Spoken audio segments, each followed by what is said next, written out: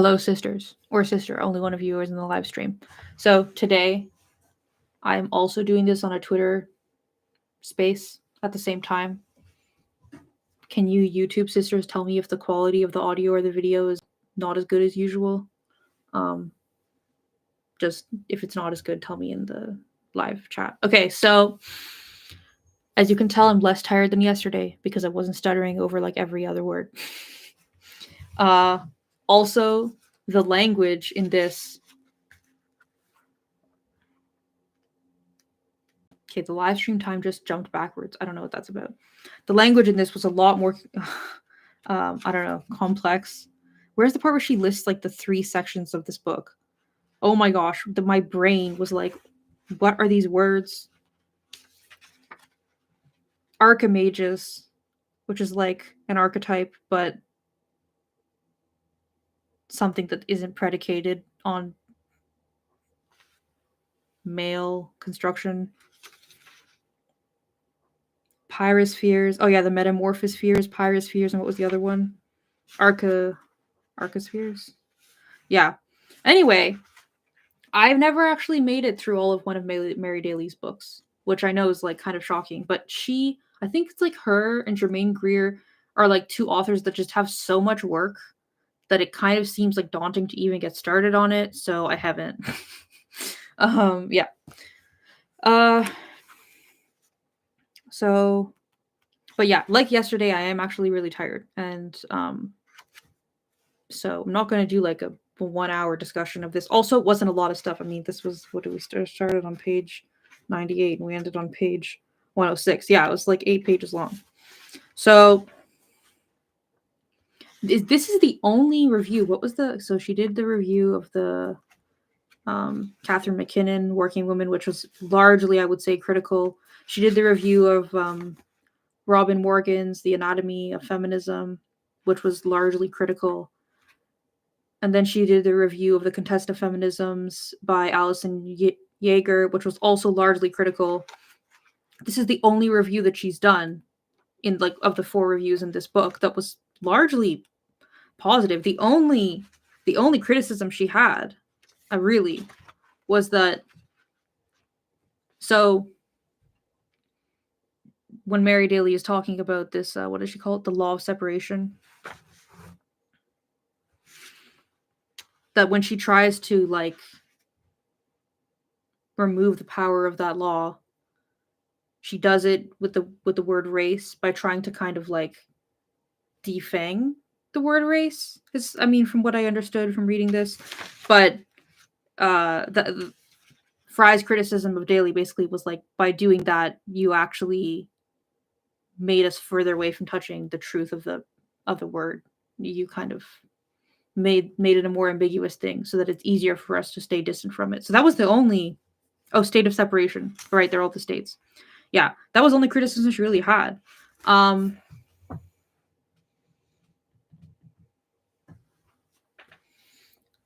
Someone is trying to come up to speak in the Twitter space. I don't know if that's gonna work because I'm also streaming on YouTube. So if you have something to say, I recommend that you click on the YouTube link and like type into the live chat. That's my recommendation. Sorry, Valerie. She says that she's a Hobbes enthusiast, like and a Dworkin enthusiast. Haven't read enough Hobbes to really have an opinion on him. All right, so I want to talk at least 10 minutes about this. At the end of the day, I feel, okay, it's not the level of when I was reading Intercourse and they had all the existentialism, but I do feel like I'm not really qualified enough to have a lot of opinions on this. So I'm going to give some of my opinions and try not to like veer off the path too much into nonsense. All right, so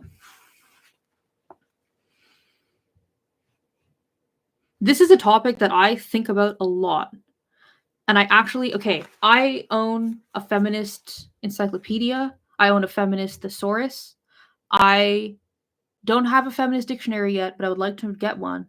And me and a friend of mine, I actually have come up with terminology for specific issues or concepts that we as feminists come across often, a few times, and then I would like write them out as like a word and a definition to send to my friends to be like proofread it, like criticize me, like does this word and this definition make sense? And like Mary Daly and like Marilyn Frye, when I come up with a new word, it's like I've stuck two old words together, kind of thing, right?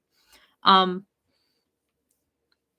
can't even remember what all of them are. I should put them on a Google document or something. But I was talking to, well, my best friend and we have a lot of discussions about like lesbian culture stuff and feminist stuff.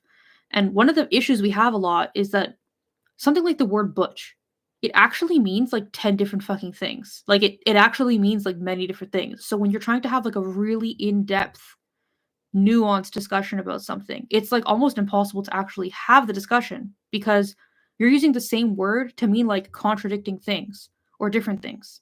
So she and I often come up with like vocabulary just for the purpose of a single conversation to differentiate what we're trying to say to each other.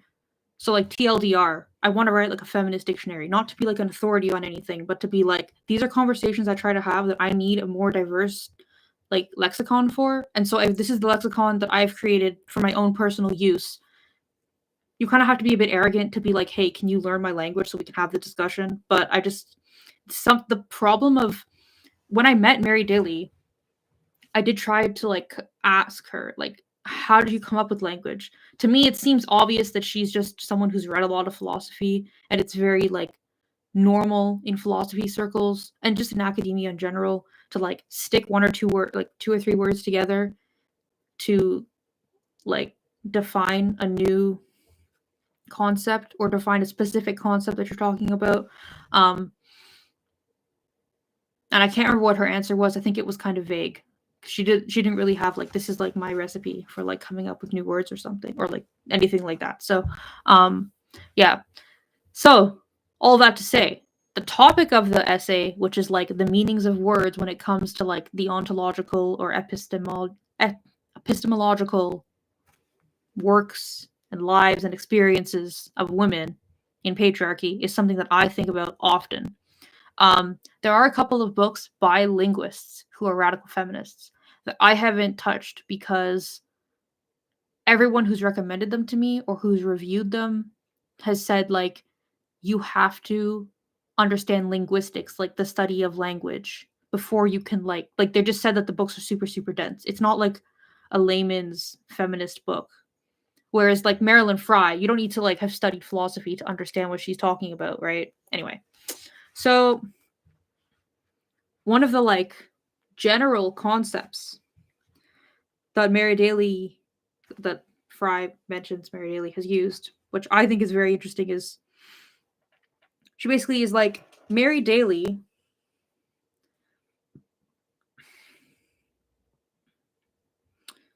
looks at a word and instead of trying to analyze the word, she goes a step back to where did they get that word? Which symbol or myth or archetype led to like the understanding that word is based on? And she's like, let's go that step backwards and try to create our own understandings and meanings and language from that rather than from the current word. I like that a lot because when I've been in these discussions where I try to come up with like a new term, yeah, not word, because I'm not like inventing language, I'm like inventing terminology. When I've been in these discussions where I try to invent new terminology, the reason it's so effective and the reason everyone is on board is because we all know that we all understand the meaning of the thing I'm trying to talk about or that she's trying to talk about, whichever woman I'm talking to. And so it's easy to say, you know, this thing we're describing that we're talking about right now, this is the word we're going to use for that. And then that's it. And it's disappointing that it's fleeting and I don't write them down. But yeah, I literally like last week, what day of the week is it today? Like almost exactly a week ago, like 6 days ago, I think. I was with my friend in the car and I was like, we need to make like a feminist dictionary, like online or something. I don't know. Yeah. So yes, I like that idea of going back to that. What was the other thing I was just thinking about?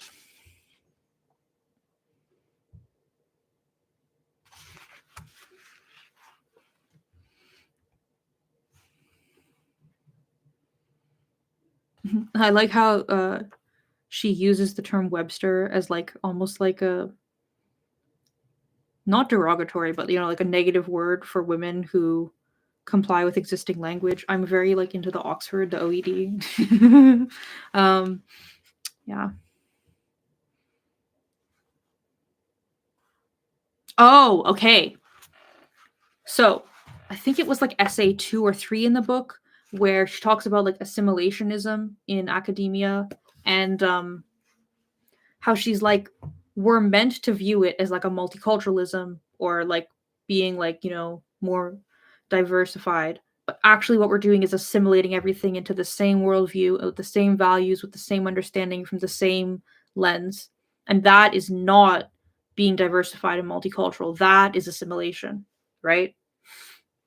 And so here, kind of drawing on the same theme, obviously, she talks about how, many professions that the archetype of that profession is a male, and in general, it's men who've done that for most of the history. They've tried to like feminize the term, like actually now I cannot think of a single word, but you know what I mean, like waiters and actors and stuff like that. They're like, if we just feminize it, then our conception of that will broaden to being 2 archetypes. That's like a general feminist goal that has existed for like, I don't know, since the 50s or something. So Frye views that as assimilationism, and so does Daly. And I completely agree with that. It's kind of like Barbie feminism, right? And her analogy when she talks about God, it's like perfect. I'm just going to read that phrase. Or another example, naming God she or the Great Mother. If nothing else changes, this does nothing at all to disguise the masculinity of God or heighten the pedestal on which the romanticized and hence degraded mother is confined. If the old meanings are still invoked, how can the new be radically new? Throughout this book, one of Daly's primary projects is to expose, analyze, immunize against such traps of assimilationism and tokenism, against conversion to the quote-unquote male-ordered or quote-unquote plastic feminism. Yeah, I use Barbie feminism, which is plastic feminism. Yeah, so this to me is like, okay, so I'm very anti-religion, obviously. Maybe not obviously if you haven't been around much, because almost every single religion positions the man of the house as a proxy for God with like basically limitless authority over the women and children in the household. Basically every fucking religion does that. That is not good for women. Like that's like my very like short version of why I'm against religion. So imagine you are like early Mary Daly and you're trying to reconceptualize religion as a force for good for women, as a vehicle for women's liberation. Well, you can just rename God a she, and you can recontextualize the myths of God into like myths of female power or something. But at the end of the day, in practice, every time you invoke God, whether you think of it as a man or a woman, you are enacting or you're perpetuating a power dynamic in which men have authority over women. So, exactly like Mary Daly just said, you've disguised the patriarchal power within it by fucking around with the language. But at the end of the day, the practice of it has not changed. And so, if you think about, she uses the example of a judge, right? Where she's like, well, we can try to mess around with the language of judge so that it doesn't invoke that, male archetype in our mind. But at the end of the day, you are still going to have the male archetype, and then you're going to have the lesser, newer archetype that's subsists as an extension of the first one to a judge. So you think of a judge, you think of a guy, you think of the female judge, you think, oh, it's like a judge, but she's more nuanced, or it's like a judge, but she's X. She's a different version of the first thing. So she's what you're doing is disguising that you still view the male as the default, that you still. This also reminds me of an essay in The Politics of Reality, her first book, where she talks about women having relational personhood. So she's like, women don't have their own dignity. They don't have their own respect in a phallocratic society, right? So like, we obviously fucking know this, right? Like, if a woman is like battered, it's viewed as like, well, it's impacted her relationship with her husband. Or if a woman is like raped, it's viewed as like, well, now her husband has to deal. Like, we know women don't have their own dignity and personhood. They have a relational dignity and personhood, either to their father or their husband. So this concept of like the male archetype, if you just modify the language, you now have like the idea that you can have the female version of the archetype. This is like the same concept, actually, because what you're doing is like, at one point when she's talking about, I forget what freaking essay it's in. It might be in the sexism essay or the male chauvinism essay. She's like, a woman's dignity and respect and position in a society is dependent on which man she is attached to, right? And that is dependent entirely on the way that he treats her. So, you know, you could be matched up with like the fucking president. Like, look at this woman who's with Kanye right now. I don't know if any of you have seen that stuff, but it's like, he's pretty rich and like in the grand scheme of celebrities, pretty powerful. And like, look at the way he treats her. So like, just because she's with a man who has authority doesn't mean that she gets to have dignity, right? So it's dependent on the whims of the guy. So like, let's use the judge analogy, right? Or like even female politicians, I think, are a better analogy, because you have the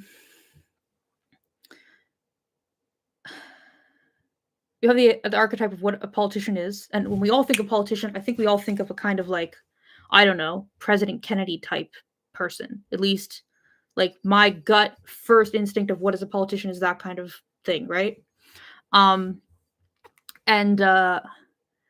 But then you think of like a female politician. Okay, now you're thinking of like Hillary Clinton or like Theresa May or something, right?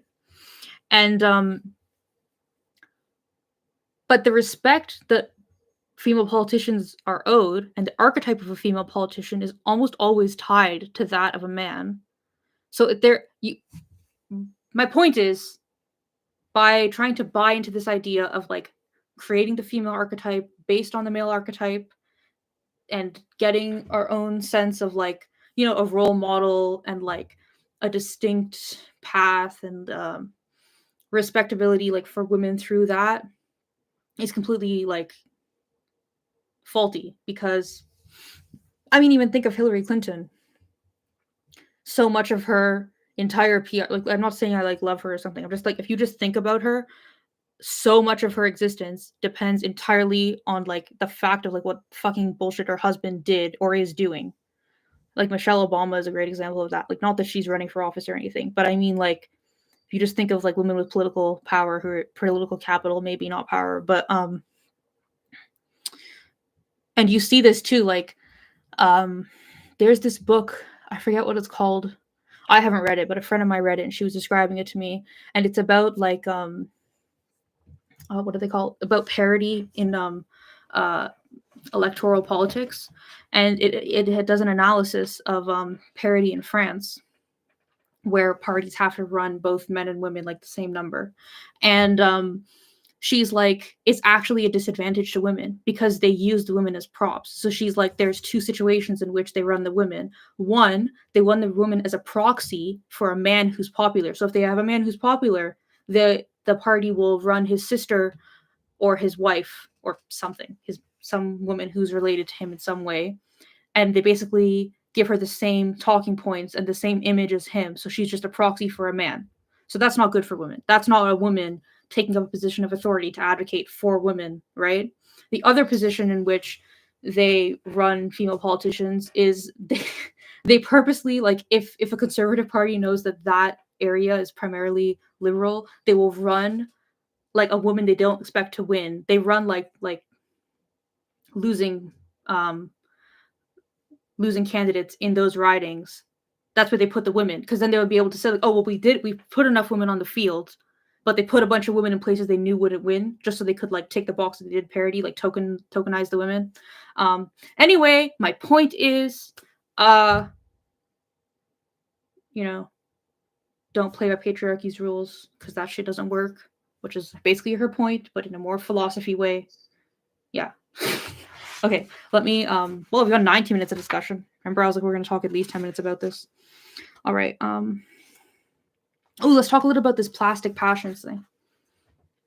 Also, why is no one in the live chat? Are you all new? Are you not the women I usually see? Yesterday, Blood Moon was here. Daly was here. Although I guess yesterday I did it later at night, so. Okay.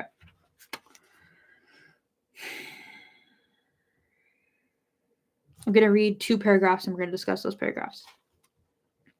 On Daly's account, she draws on Aristotle and the medievals here. True passions are motions. They are natural movements toward a perceived good or away from a perceived evil. They may feel potted, dwarfed, contained, distorted, shallow-rooted. They may also simply be replaced by plastic, patriarchal passions or emotions which are, quote, free-floating feelings resulting in more and more disconnectedness, fragmentation. Since they are characterized by the lack of specific and nameable causes or objects, what the emotion is about, they must be dealt with endlessly in an acontextual way, end quote. Okay, we'll get to the second paragraph in a second. It literally sounds like she's fucking describing postmodernism. She's like, if you get stuck in this like feelings loop, kind of, this is like my understanding of this. If you get stuck in like a loop of feelings that are disconnected and fragmented, because like a lot of postmodernism means taking a concept or a thought and following it to the nth degree where it makes no fucking sense anymore, right? But as you do that, your emotions attached to that thought kind of veer off in like super fucking strange directions, which leads you to like making decisions or proclamations that are fucking insane because you're like in a heightened emotional state. So she's like, this, listen to this. Characterized by the lack of specific and nameable causes or objects, what the emotion is about. They must be dealt with endlessly in an acontextual way. So a lot of what we know about postmodernism is like throw out everything you know about material reality and then follow that shit. So this is the acontextual, right? And like you cannot name this, it's not specific or nameable what you're dealing with. Anyway, I just feel like she's describing postmodernism, which is a bit strange because she's trying to like the level of deconstruction that Daly is invested in at this point is so dense. But she's not trying to deconstruct to the postmodern direction. She's trying to deconstruct to like a new construction of reality and a new understanding of materialism, as far as I can tell. So I don't know. I just found that enjoyable. Okay, anyway, so the plastic passions are as follows: guilt, anxiety, depression, hostility, bitterness, resentment, frustration, boredom, resignation, and fulfillment. As she says, plastic passions are endlessly preoccupying. They stiffen us into an oddly vague fixation of themselves, and they fail to connect our process, as real passions would, with other people and the real world beyond themselves. So, the plastic passions are things that can become obsessive or like motion stopping, right? The kind of thing that you think about that stops you from doing things that are not connected to your real world experiences. I think this is like a really interesting way of grouping together emotions. And this is all predicated on Mary Daly's concept that women are constantly in motion and movement and active, and that men are static. They're like in stasis. Which is so interesting to me because it's almost a little bit like Robin Morgan. But like Robin Morgan, when she had these first of all, she didn't separate men and women. She said all people were constantly in motion and therefore unnameable. Like it's kind of evocative of Robin Morgan, but Robin Morgan does it to the postmodern direction, which is like to get to the point where we can't name anything, we can't understand anything, we can't define anything, so like why fucking try? Mary Daly is doing it to the opposite direction of like, I think this is like how the way women work and it leads me to like these clear and concise understandings of like cause and effect and material. Anyway, so honestly, my thought when reading this paragraph was, I wonder how this relates to her seeing the breakdown of women's work. Like, you know, Mary Daly spent most of her life in Boston, right? Am I crazy? Isn't that where she taught? I can't remember. Or New York or something.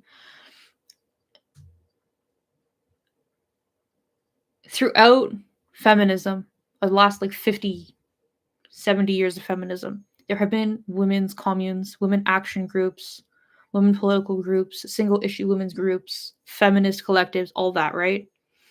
And the vast majority of them have fallen apart.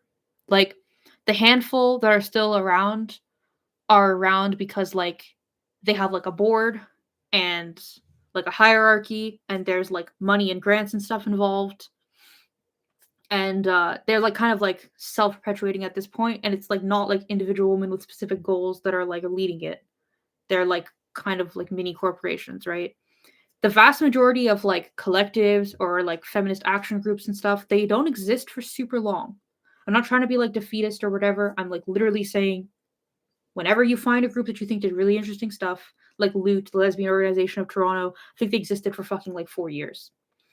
And or like the Combahee River Collective, they were like a Black lesbian separatist collective. Like, whenever I think of these really interesting groups who did some cool stuff, you go and look them up, and like they fucking fell apart, usually because of like infighting. Or I mean, infighting is a kind of like catch-all term to mean a lot of different things. But when I was reading this section, I literally was like, did you start thinking about this collection of emotions because you saw so many feminist sisters turning on each other and attacking each other?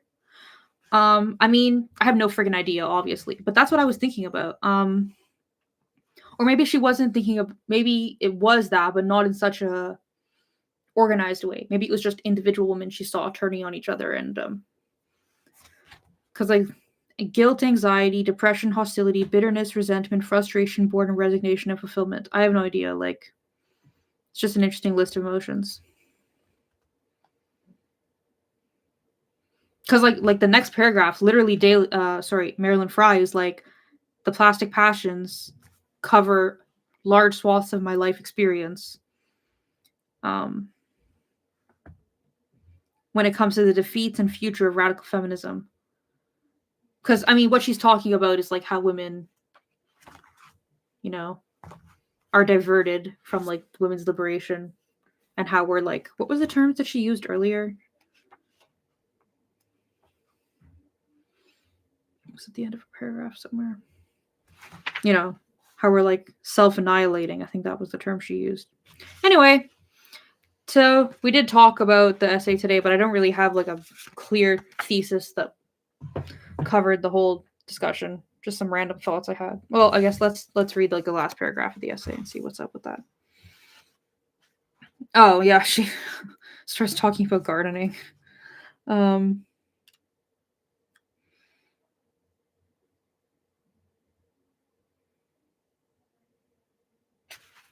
Again, like, so when she talks about gardening, she's talking about like the nature, like the harmony between women is natural kind of concept. Maybe I've misunderstood, but that's basically, she's like, Daly talks about this. I also think that, but like, I don't think it extends as far as she thinks it extends, type of thing. Which again is like evocative of Robin Morgan's work, but everything she says is predicated on materialism, and Robin Morgan is like, throw out materialism because of physics. I don't know. I found that interesting. I also found, oh my gosh, this I found very interesting. So when she was talking about the contest of feminisms, feminist politics and human nature by Alex Yeager, she mentions anarchy in here.